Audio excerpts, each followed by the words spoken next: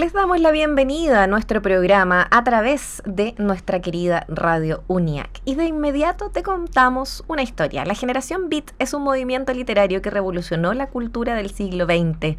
Sus autores, como Jack Kerouac, Allen Ginsberg o William Burroughs, escribieron con el ritmo libre y la improvisación del jazz, desafiando las normas sociales y artísticas de su tiempo. Su espíritu de búsqueda, rebeldía, autenticidad marcó profundamente generaciones posteriores, pero no solamente de la literatura, sino que de la música. The Beatles, U2, Nirvana, David Bowie, entre muchas otras figuras de la música popular desde los 60 en adelante incluso, fueron parte de esa herencia, pongámoslo así. Pero, ¿cómo se materializó esa influencia? ¿Qué historias hay detrás de esas creaciones? ¿Qué situaciones oscuras a veces esconde cada uno de ellos, de estos escritores influenciados también e influenciadores de la música posterior?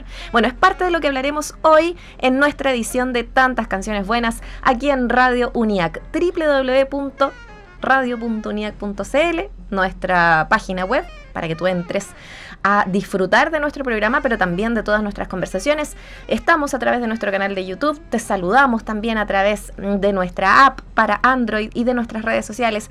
En Instagram, búscanos como @RadioUNIAC y por supuesto le damos la bienvenida a todos ustedes, por supuesto, y a Johanna Watson, nuestra panelista de crónica musical, que nos trajo este temazo, este temón para el día de hoy.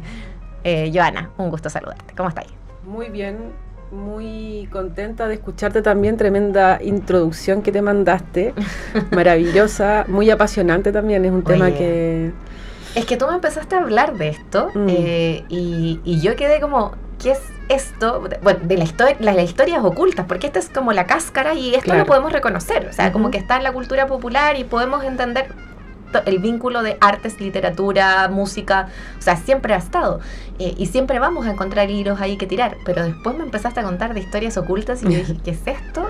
¿Y cómo sabemos más al respecto? Sí, muy bueno, son tantas aristas que cuesta saber por dónde empezar, pero básicamente para mí personalmente ha sido muy inspirador y muy educativo leer y tener acceso a la literatura beat desde que era una estudiante universitaria. Ahí fue como el momento en que lo descubrí y empecé a leer en un momento también muy especial de la vida, porque uno está muy abierto, es como una esponja, ¿no? Tiene muchas ganas de aprender, de experimentar. Yo era siempre he sido un alma creativa, por lo tanto todos estos libros fueron para mí de alguna manera como el brebaje que necesitaba en un momento que además estaba, sabía yo que no estaba estudiando la carrera de mis sueños, ¿no? Tú sabes que yo soy publicista, sí, pues. Por mí hubiera estudiado música o arte, cine, no sé. Pero bueno, entonces para mí la generación Beat fue eso, fue una vía de escape, fue el encuentro con otras almas creativas y con una literatura muy desbordada y muy por fuera de lo que hasta ese momento yo había leído, porque la poesía, convengamos en que la poesía es muy... o en el colegio nos enseñan que la rima, la prosa, todo ese tipo de cosas... Uh-huh. Y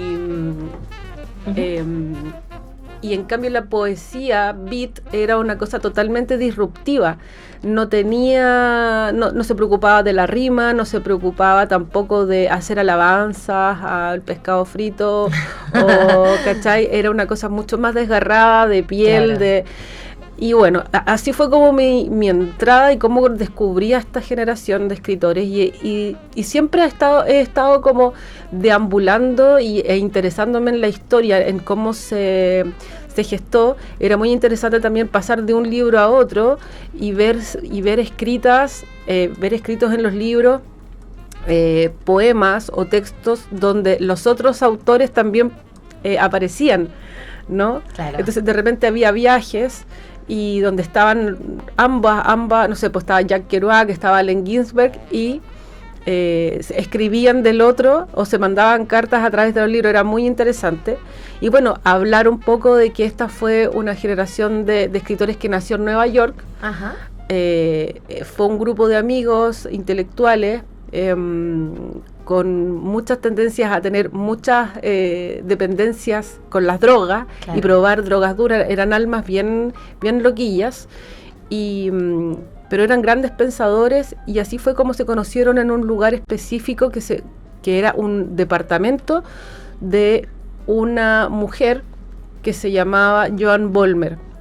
Este nombre es muy importante porque ha sido invisibilizado a través de los años. Uh-huh. Y bueno, ahora voy a contar por qué, pero es que lo que pasa es que la generación Beat se fraguó en este departamento. Joan Vollmer era una chica universitaria, estudiante de periodismo, pero que tenía un gran intelecto, y ella vivía con una amiga y hacían tertulias juntas donde invitaban a artistas de todo tipo y donde se pasaban la noche tomando café, esto era desde café y pasaba por la marihuana, la cocaína, las anfetaminas, todo pero tipo de sustancias y el alcohol. Hablando de una generación, como que esto nos suena muy a generación hippie, y esto es mucho antes. Años 50. Años 50. Y en esa época estaba muy en boga el bebop, que es una rama del jazz. Es una rama del jazz que había sido creada por los jóvenes que estaban tocando jazz en ese momento, y que habían agarrado como los códigos del jazz y como que los habían llevado a otro nivel, haciendo un jazz más libre, ¿no? Era un jazz mucho más experimental, y donde había mucho más permiso para la improvisación. Y eso que te acabo de decir es clave para la escritura beat. Sí. Porque Jack Kerouac y los escritores beat agarraron ese código, esto de la improvisación y de la creación y de la rapidez con que fluían. Porque no es solo la improvisación del jazz, es que eso, perdón que meta la cuchara ahí, porque es súper importante como en esta relación que tuvieron, como de quién se inspira en qué antes, ¿no? Es como, no solamente de la improvisación del jazz, que es muy propio, o lo entendemos así desde el jazz actual, que ya es como, sí, jazz, improvisación, pero en ese momento no era tan así necesariamente, claro, y además era una improvisación muy rápida. Como el beat es como el bebop, que es Charlie Parker, es como muy rápido, entonces como otro tipo de energía además. Es otro tipo de energía mucho más libre, digamos. Entonces toda esta rapidez y este ritmo fue como de alguna manera inspirando a estos autores, y sobre todo a un autor que es Jack Kerouac, que él de alguna manera se obsesionó con Charlie Parker y empezó a estudiar las respiraciones y los ritmos en los que Charlie Parker llevaba adelante sus creaciones. Entonces generó un nuevo tipo de literatura ligada a esas respiraciones y a esos ritmos, ¿no? Entonces nuevamente volvemos a que los grandes cambios culturales han sido de alguna manera inspirados por personas de raza negra. Siempre volvemos a lo mismo. Nadie inventó, nadie de white men en Occidente inventó nada. En la música. Claro, o son personas negras, o son mujeres, o son personas gay. La mayoría son personas gay. Es verdad. Sí. Bueno, la cosa es que es muy interesante esto, porque de alguna manera tiene un magma musical, esta musicalidad, y por eso también toman el ritmo, y por eso se ponen generación beat, porque de alguna manera el beat es el ritmo en la música, y el bebop tiene que ver con eso, con el ritmo. Entonces, y además le dan otro significado a la palabra beat, que tiene que ver como con un significado de que somos los olvidados, los que la sociedad no integra, somos los apartados, ¿no? Entonces tiene como una doble lectura, ¿no? Y de ahí en adelante, bueno, ellos se juntan en este departamento donde estaba esta chica con su amiga, y en este departamento se conoce William Burroughs con Joan Vollmer. William Burroughs era abiertamente gay, sin embargo flecha con Joan porque Joan era un alma totalmente creativa, creadora, y que además elevaba las discusiones, porque ella, aparte de poner la casa, tenía un rol que era cuestionar las aseveraciones que hacían sus invitados, ¿no? Los ponía en duda y finalmente los hacía pensar y los tenía toda la noche en un nivel intelectual muy alto, ¿no? Ella tenía ese rol y William Burroughs rayó con ella, pese a que era homosexual, y a ella le gustó mucho este halo como misterioso y sombrío que tenía Burroughs. A todo esto, William Burroughs venía de una familia ultramillonaria porque es nieto del inventor de la calculadora. Qué buen invento. Sí. Gracias. Sí, gracias. Gracias, abuelo Burroughs. Y, entonces ya venía un poco de un privilegio, claro, ahí ya asentado. Era hombre blanco y millonario. Claro, ¿no? Y se dedicaba a pensar. Sí. Ya. Bueno, él tenía... Estamos saludando a vamos a transparentar que nos vieron saludando por la camarita. Reiniero Guerrero, que pasó por acá. Sí, muy bien. Bueno, se me fue la onda. No, que ya venía con una posición súper cómoda, ¿no? Sí. Para poder desarrollar su pensamiento. Claro. Pero fue interpelado intelectualmente por esta chica que además lo invitaba y a toda esa generación a su casa a ser cuna de este pensamiento. Claro. Y de alguna manera ella se transforma en no solo una musa, porque ha pasado a la historia como un personaje secundario o terciario. Entonces ella ha pasado a la historia, bueno, vamos a descubrir también por qué, pero como alguien que era como el puré o sea, ella era como el puré y William Burroughs el bistec, una cosa así, si esto fuera un plato de comida, digamos, ¿cachai? Porque le ponen el acompañamiento. No, pero ella es esencial y de alguna manera encarnaba todo lo que significó el movimiento beat, ¿cachai?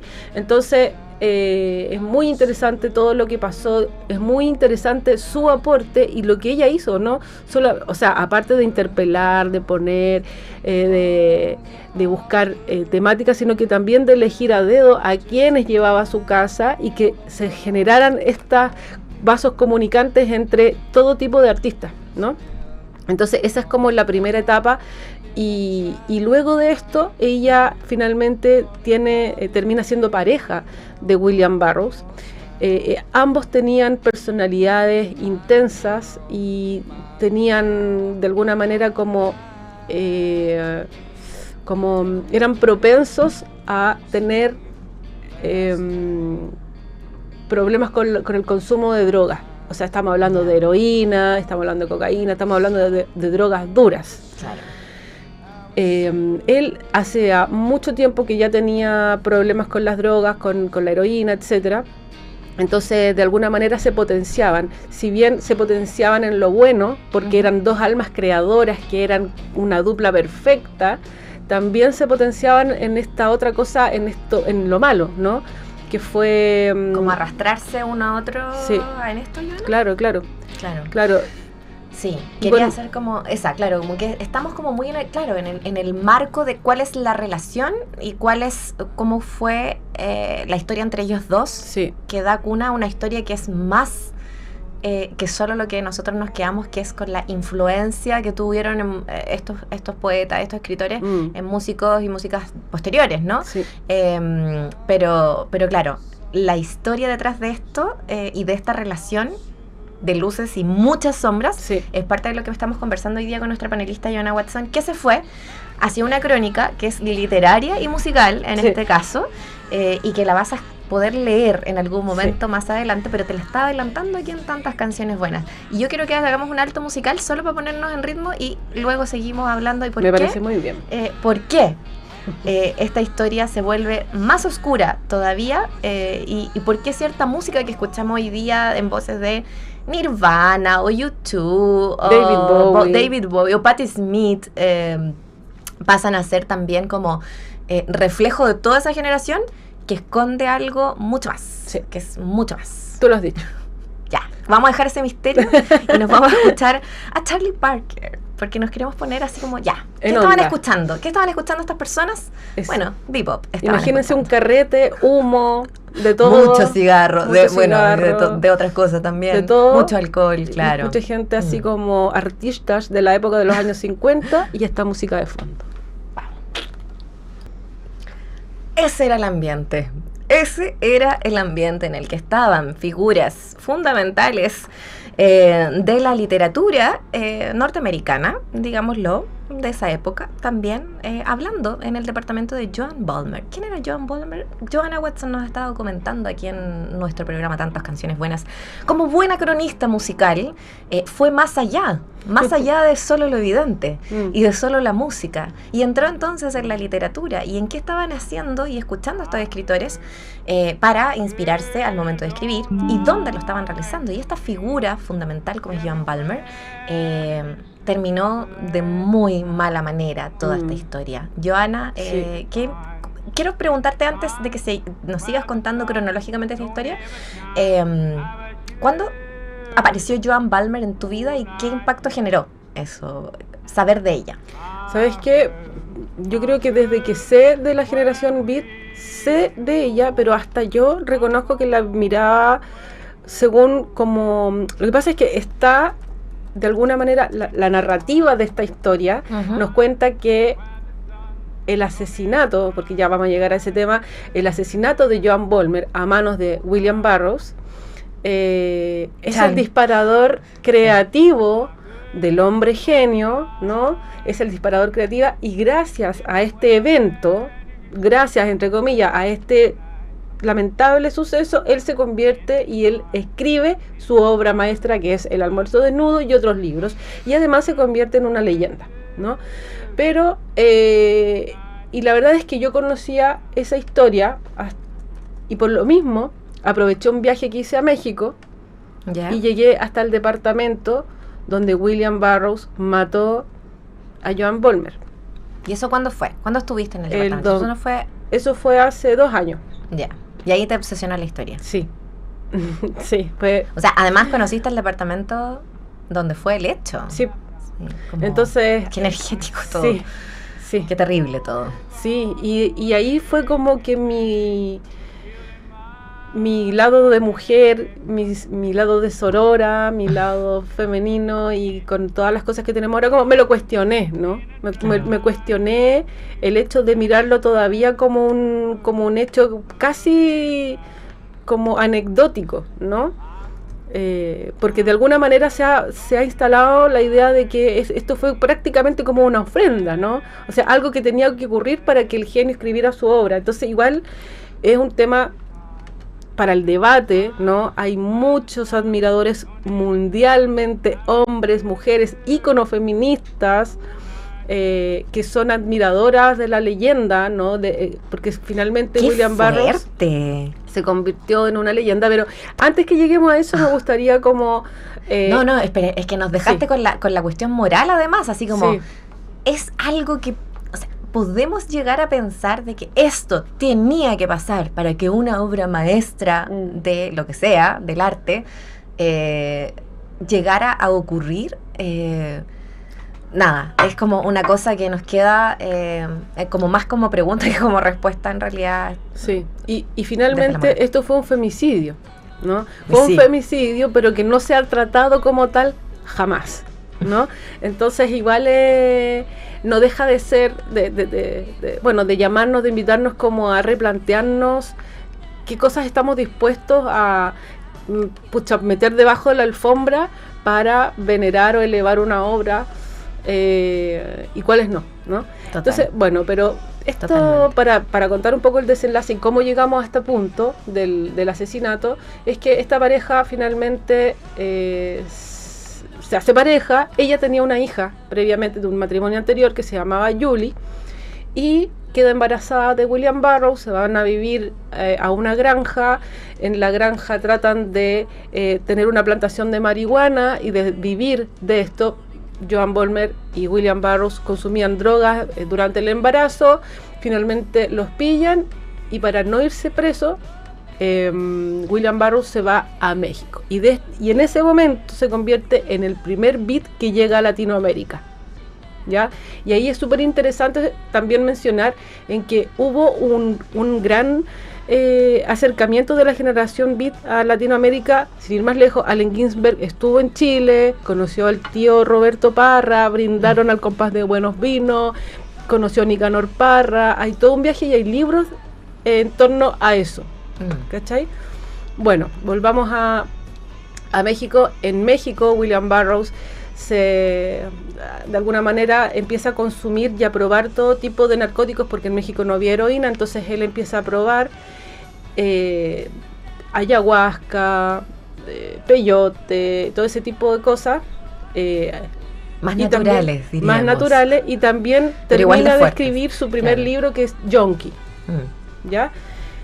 Y un año después, con su hijo, que se llama William Burroughs Jr., se le une Joan, y juntos se van a vivir a la colonia Roma, en México, en Ciudad de México. Colonia donde además, muchos años después, vivió Jorge González, nuestro Jorge González, líder de los prisioneros. Ya. En la colonia Roma, bueno, ¿qué pasó? Que William Burroughs... tantas crónicas en la cabeza, mujer, que tengo que agarrarte un poco. Ya, vamos a apurar un poquito esta parte para llegar también de nuevo a cómo llegaron a inspirar también, para que alcancemos a escuchar la historia.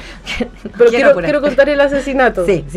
Ellos vivían en la colonia Roma y un día fueron a carretear a la casa de un amigo que vivía en una calle que se llama Monterrey 122. Departamento 10. Y ahí en ese departamento se pusieron a carretear, a tomar, a consumir drogas, y según cuenta la leyenda, William Burroughs le dice a Joan que se ponga un vaso en la cabeza, y él desenfunda su pistola, le dispara. Se suponía que no tenía que morir, pero él le dispara en la frente y ella muere inmediatamente. Y ahí se lo llevan detenido. Y él primero dice esto, cuenta, su testimonio fue que fue jugando a Guillermo Tell, pero después cambia su versión y dice que como que sacó la pistola para mostrarla, se le cayó, se disparó y finalmente ese fue el relato que quedó, y él alcanzó a estar solo 2 semanas preso y lo dejaron irse, y él pudo volver a Estados Unidos libre de polvo y paja. Además que se pagó una fianza gigantesca y su familia, que era millonaria, se la pudo proveer sin ningún problema. Y él vuelve a Estados Unidos y se hace un escritor famoso, digamos. Joan Vollmer, su familia no pide repatriar su cuerpo, y Joan Vollmer es enterrada en un nicho sin nombre durante 40 años. Estuvo 40 años su tumba sin nombre, y en el año 93 porque ya nadie había pagado los costos de mantención, pasaron para otro lado, y también se quedó como 3 años más sin nombre, hasta que en 1996 unos amigos y conocidos de Burroughs pusieron en su tumba su nombre, fecha de nacimiento, y quedó ahí. Pero imagínate que, ¿sabes a lo que llegué yo como conclusión, Muriel? Es que Joan Vollmer finalmente no trascendió, porque trascendieron los hombres de la generación beat. Hay muchas mujeres que también fueron parte de la generación beat que hasta el día de hoy no se conocen. Pero son muy poco conocidas. O sea, tú, de hecho, uno pone así, ya en Google, pones generación beat y te aparecen los típicos 10 hombres al tiro, y luego aparece una que otra mujer. Sí, pero ni siquiera. Pero entonces ella, en el fondo, fue y no es Joan Vollmer, ninguna de esos nombres. Fue invisibilizada en vida y siguió invisibilizada en la muerte, ¿cachai? Entonces, eso por 40 años en una tumba sin nombre. O sea, ¿qué más simbólico también que eso? Sí. Estamos hablando en tantas canciones buenas sobre esta crónica que une literatura y música, y la une de cierta manera también, porque inmediatamente después toda esta generación pasó a influenciar a los músicos también de después. Sí. Y quiero llevarte a eso, porque igual tenemos líricas que son altamente, o sea, no me quiero ir solo con ese tema, y yo sé que hay más, y tú nos podrás llevar de la mano, pero que son altamente misóginas, entre medio de eso, y al compás de eso, de lecturas que, o sea, si tú les preguntabas a gente que estaba haciendo eso, estaban leyendo a estas personas. Sí. Estaba leyendo a estas personas. Sí. Bueno, yo el caso que más he estudiado es de Kurt Cobain. Bueno, por razones obvias, siempre soy de la generación que le gustó mucho el grunge. Yo supe de Burroughs, también yo creo que por la primera persona que me enteré de la existencia de la generación Beat tiene que haber sido por Kurt Cobain, porque deambuló, se hizo muy conocida una visita que hizo Kurt a la casa de Burroughs. Ellos grabaron juntos incluso, grabaron un álbum donde Kurt toca la guitarra y Burroughs habla. ¿Cómo se llama eso? Como él musicaliza. Claro. Como que Burroughs está hablando, recita y él está... Claro, pero esto no lo hicieron juntos, esto lo hicieron a distancia porque vivían en diferentes lugares, pero Kurt era un admirador ferviente de la obra de Burroughs. Incluso, si tú te fijáis, si tú buscas fotos de Burroughs en internet, él de alguna manera como que siempre terminó desafiando esto como que yo siento que nunca tuvo un arrepentimiento real. De hecho, posó hasta el día de su muerte con armas, ¿no? Siempre estuvo jugando con esta cosa de que a él le gustaban las armas, y hay muchas fotos de Burroughs posando con armas, y si tú haces un poco de memoria, Kurt Cobain también posaba con armas, y Kurt Cobain también usaba heroína. Y hay algunos libros, por ejemplo que estoy leyendo, que es William Burroughs y el culto del rock and roll, de Casey Ray, dice que puede ser que William Burroughs haya introducido de manera no personal, pero a raíz de su propia historia, a Kurt Cobain en el consumo de heroína. ¿Cachai? ¿Tú creí? O sea, en el fondo está la teoría. Está la teoría. Bueno, claro. Ahí está. Y esta ahí es la canción escuchando de la que estábamos hablando, sí, ¿no? Que hicieron de esta colaboración. A distancia. Después Kurt Cobain invitó a Burroughs a participar en un videoclip, y Burroughs no quiso. Y hay una carta que está disponible en internet muy sentida, muy de fan, donde Kurt Cobain le dice muchas cosas a William Burroughs. Y algo interesante es que hay una canción que incluyó Kurt en el Unplugged de Nirvana, que es Where Did You Sleep Last Night, cuyo origen tiene que ver directamente con William Burroughs. ¿Por qué? Porque William Burroughs dijo un día: estos jóvenes de hoy escuchan pura mierda, tienen que escuchar a Led Billy, ese es un músico de verdad. Entonces Kurt Cobain dijo: a ver, voy a escuchar a Led Billy, a ver quién es. A ver qué pasa con Led Billy.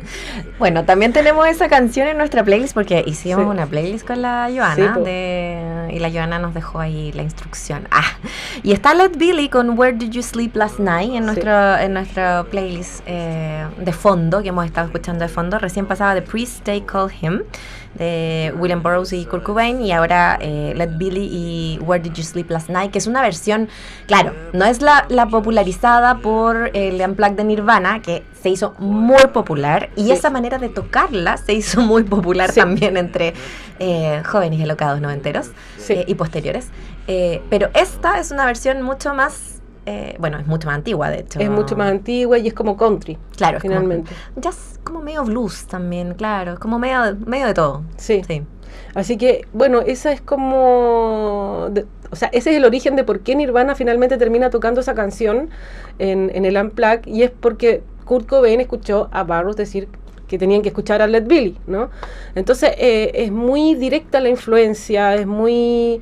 da mucho que pensar. Entonces, hay cartas, métanse en internet, hay muchas cosas interesantes, fotos. Kurt realmente lo admiraba mucho, y también en algún momento él lo fue a ver a su casa, y lo que dijo Burroughs después de haberlo recibido en su casa fue como, y porque Kurt se mató como 7 meses después, dijo: hay algo raro en ese joven, como que frunce el ceño sin sentido, como que lo encontró como muy triste, como ido, ¿no? Como que estaba muerto en vida. Da una frase así, ¿no? Y bueno, contar también el tema como del viaje, ¿no? De que llegué ahí a México, que llegué a esa calle, había una ola de calor. y llegué al edificio. Dime. Claro. No, sí, está perfecto. Solo que quería como unirlo también a que, no sé, me quedé muy embelesada con la historia de Kurt Cobain y pensar, claro, en lo influenciable que era, si era influenciado por la literatura de Burroughs, si era influenciado, o sea, si fuese así y fuese más que un mito, bueno, es parte del mito, que fue también una influencia para el consumo de drogas, si fue una influencia en lo que estaba leyendo, si fue una influencia en lo que estaba escuchando y en las canciones que escogió también para ese famoso Black, que yo creo que es uno de los, si no el más importante probablemente de la época, que hizo una marca en la historia también de la música y de las sesiones en vivo. Es como cuánto de toda esa generación también hemos sido influenciados por músicos que escuchaban este tipo de música también, o que leían a gente como Burroughs también. Bueno, interesante también porque finalmente lo que representa Burroughs y por qué es atractivo para Cobain o para otros artistas es porque de alguna manera representa como a las personas desadaptadas, ¿no? A los que se sienten fuera. Que a eso iba, sí. A los que se sienten fuera de lugar, ¿no? A los que no, a los que la sociedad repudia. Entonces por eso es que encaja muy bien con la cultura rock, ¿no? Porque finalmente la cultura rock son personas que de alguna manera también se han sentido desadaptadas y por eso hacen ese tipo de música, y de hecho fue un referente muy importante para toda la cultura punk, post-punk, ¿cachai? Porque justamente eso, o sea, a los músicos, por lo general los músicos tienen problemas con sus familias, tienen problemas con las drogas, o sea, de alguna manera habitan el mundo que en algún momento habitó Burroughs, con años de anticipación, con una obra cuesta. Entonces por supuesto que fue una obra que permeó de alguna manera obras, discos, estilos de vida de un montón de artistas. Y que uno lo puede ver incluso, bueno, también evidentemente, qué sé yo, los poetas malditos y todo lo demás, como es como ese tipo como de contestatario frente al arte, ¿no? Como lo literario y lo musical, y es una ida y una vuelta también. Claro, y la dependencia de las drogas también. Sí, como siempre presente, ¿no? Sí. Y como también el desparpajo bueno, esta es la sociedad, y como que todas las críticas sociales del cómo estamos así, porque también esto es así, hay un desgano total, y es como también muy generacional, sí. Pero lo divertido, o sea, no lo divertido, lo curioso o interesante es cómo va permeando ciertas generaciones que van en el descontento una y otra vez, sí. y después. Sí. Joana, quiero que nos cuentes cuando estabas en el departamento. Vamos a escuchar a Nirvana con la versión de Where Did You Sleep Last Night. Grite siquiera cuando dice My Girl, porque es parte del Unplugged también, y bueno, queremos escucharlo aquí en Tantas Canciones Buenas, mientras seguimos con esta historia fascinante que nos ha traído Joana Watson, nuestra panelista de Crónica Musical. Y así nomás, se nos ha pasado esta tarde hablando sobre el bebop, hablando sobre la generación beat, hablando sobre el rock, hablando sobre las sombras que esconden las historias que a veces nos trae nuestra querida Joana Watson, que ha estado investigando este tema por mucho tiempo, lo tiene obsesionada mucho tiempo, pero todavía no ha cuajado en lo que vas a publicar. Pero sin duda el gatillante principal, a pesar de haberlo conocido este tema hace mucho tiempo, es haber estado en el departamento, sí. Y haber hecho ese viaje que hiciste hace un par de años atrás. Sí. Bueno, aproveché el viaje por una presentación que tuve de mi primer libro, y bueno, llegué hasta la colonia Lado B, hasta la colonia Roma, donde sabía yo que había ocurrido este tema, y claro, como te decía al principio, como que llegué muy como en la cabeza como con el tema casi como una anécdota, ¿no?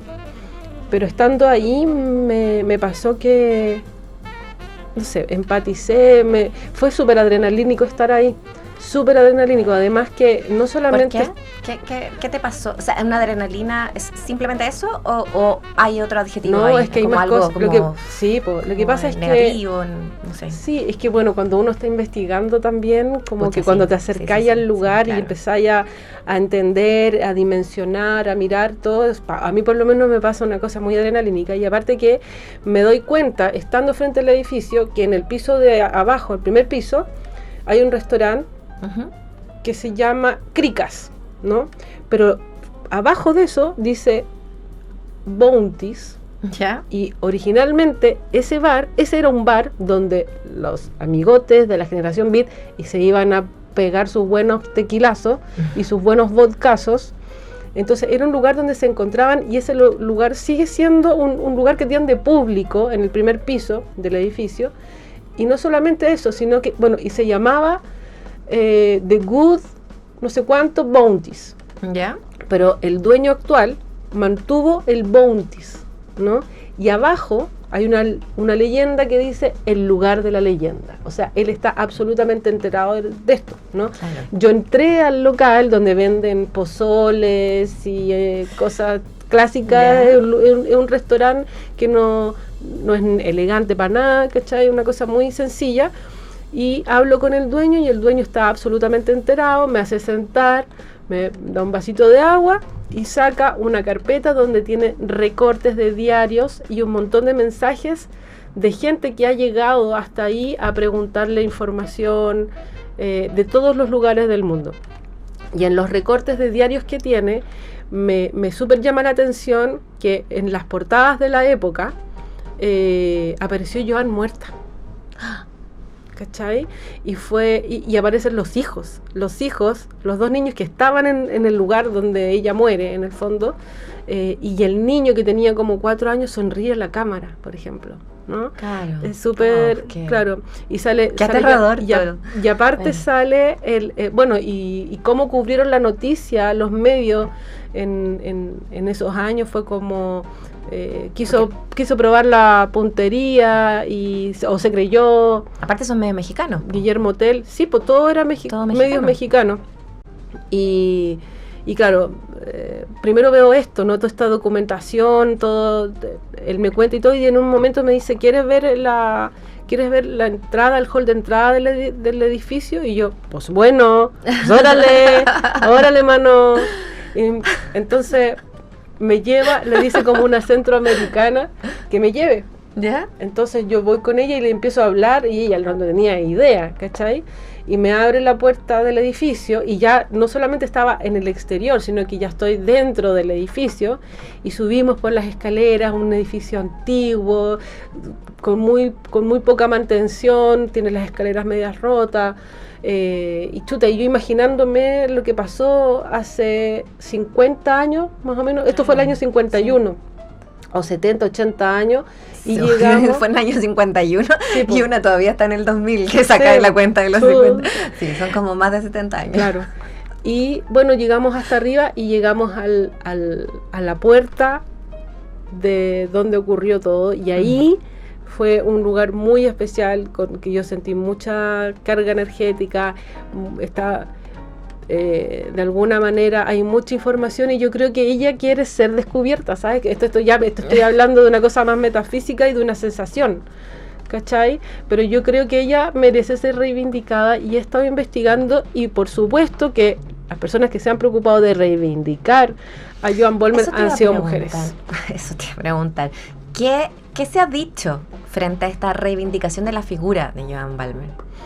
¿Qué se habla de ella hoy día frente a eso? Porque si tú ibas a esos medios que tú estás relatando, o sea, ni siquiera es como, te relatan el hecho, así como, alguien quiso jugar la puntería y en el fondo ni siquiera la nombras, ni siquiera no es relevante en la historia al final, sí. Fue el resultado de. Sí.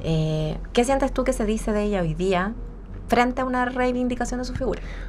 O sea, yo creo que sí, hay gente que se ha preocupado de estudiar, de llegar al fondo. Hay una canadiense, por ejemplo, que escribió un libro.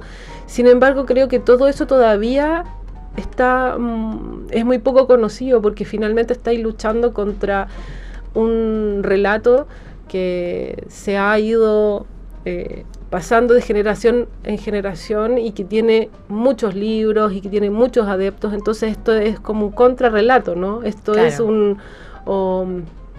en el fondo cuestiona, ¿no?, al artista, y cuestiona también la invisibilización. Pero claro, hay varias mujeres, hay una mujer española también, que no solamente ha hecho un tremendo trabajo por reivindicar en el fondo la importancia de Joan Vollmer, sino que de las mujeres de la generación Beat, que han sido total y absolutamente invisibilizadas, ¿no? Claro. Las mujeres en el fondo no han sido... Había mujeres en ese departamento también conversando. Había mujeres y había muchas que escribieron libros, y hay un libro que recopila, que no me pregunté el nombre, pero hay un libro que recopila textos de mujeres de la generación Beat. Entonces, bueno, también hay un tema que, por ejemplo, también hubo hombres negros, y también creo que hay uno que se llama Baraka, algo así, que también cometió un crimen, pero lo pagó muy distinto a Burroughs. Entonces ahí también, ¿no?, vuelve el tema del privilegio blanco, el dinero, de lo socioeconómico, sí, y todo lo demás, claro. Entonces este es un caso de libro, ¿no? De libro donde una persona con ciertas características físicas y sociales tiene el privilegio de librarse de estar en prisión. Y como dato anecdótico de todas estas crónicas que tú dices, es que William Burroughs estuvo preso en una cárcel que se llama el Palacio Negro de Lecumberri, y en ese palacio estuvo preso años después Juan Gabriel. ¿En ese mismo lugar? En ese mismo lugar, y yo también estuve ahí. Pero eso te lo contaré en el próximo episodio, en este mismo canal, a la misma hora. No, maravilloso, me parece, un súper cierre para hacer un gancho, un cliffhanger para la próxima crónica de Joanna Watson, detective Joanna. Pero ¿qué tan importante se ha transformado para ti visitar los lugares físicos? Porque cuando hablaste de Cerati acá, nos hiciste el recorrido completo de tú caminando, yendo a la casa, yendo al colegio, yendo a la plaza, Entonces, ¿cuánto de lo que escribes lo necesitas vivir en carne propia? Tan. Oye, ¿Lo dejamos para el próximo capítulo? ¿Sabes qué? Para mí es fundamental, y me amo hacer eso, porque aparte que cuando yo llego a los lugares empiezan a aparecer otras cosas, porque yo digo, ya me conformo con esto, pero en el lugar me abren la puerta del edificio, por ejemplo, ¿cachai? Sí. Entonces ahí viene la adrenalina. Olvídate lo que fue lo de Juan Gabriel, otra cosa, o sea, brígido, ¿cachai? ¿Te lo contaron ahí o tú ya sabías? No, lo descubrí ahí. Tan. Entonces, ¿sabes qué? Para mí es fundamental. Y ¿sabes qué? Me gusta que me lo preguntes, porque hay gente que me lo cuestiona. Y hay gente que ha sido súper hiriente conmigo. Lo voy a transparentar. A ver, ¿por qué? Hay gente que ha sido súper hiriente porque consideran que no es relevante el hecho de ir a lugares donde han pasado sucesos o donde ha vivido gente o estudiado gente, que no es un aporte. Joana, también te han dicho que no es relevante que tú pongas lo que tú piensas o lo que tú sentiste o cómo te imaginaste que fuera, y claramente ha sido un sello en tu manera de escribir. Es un sello y lo defiendo a muerte. Es más, mi próximo libro, no el que se viene ahora, que dicho sea de paso, al tiro les voy a decir que el 23 de diciembre guarden ese día porque voy a lanzar mi próximo es para libro. Hacerte feliz, es lo único que voy a decir. Sí, pero el subsiguiente libro va a ser un libro de crónicas vivenciales, donde justamente voy a hacer una recopilación de todos esos viajes y de todas esas textos que he escrito, y donde yo salgo en el fondo y escribo en primera persona, porque son... Echando pata, sí, pues. Poniéndole calle a la cosa. Así es que te agradezco la pregunta, y por supuesto es muy interesante estar ahí, ver las cosas, no leerlas. O sea, de ese departamento había leído mucho y había visto la foto, entonces imagínate lo que fue para mí llegar a ese edificio, llegar y verlo con mis propios ojos, ¿cachai? Es como cuando uno ve, no sé, por la Estatua de la Libertad, en las películas y de repente la estáis viendo, ¿cachai? Oye, en la vida sí. real.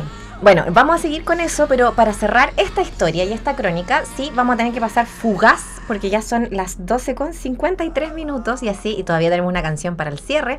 Fugazmente, y dentro de lo que tú puedas hacer ese poder de síntesis, vamos, Joana, yo sé que puedes. ¿Cómo estas historias, estas escrituras y estas músicas se traspasan no solo a Kurt Cobain, sino que a gente como David Bowie,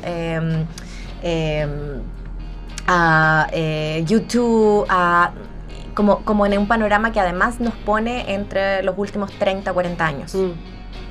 Básicamente es como lo que decía antes, que en el fondo son... Lo personalizamos mucho en Kurt Cobain Sí. de alguna manera, pero también se pasa a esta parte, ¿no? Sí, o sea, de hecho al género, a artistas que trabajaban con el punk, ¿cachai? O sea, finalmente representantes de géneros y de manifestaciones culturales y artísticas que se sienten fuera de... Porque eran lectores de, o sea, en el Sí. fondo ahí está O sea, también lo encuentran en esa no pertenezco aquí, yo no soy de aquí. Encuentran en Burroughs a alguien que describe de una manera en que ellos se sienten acogidos, se sienten parte de algo.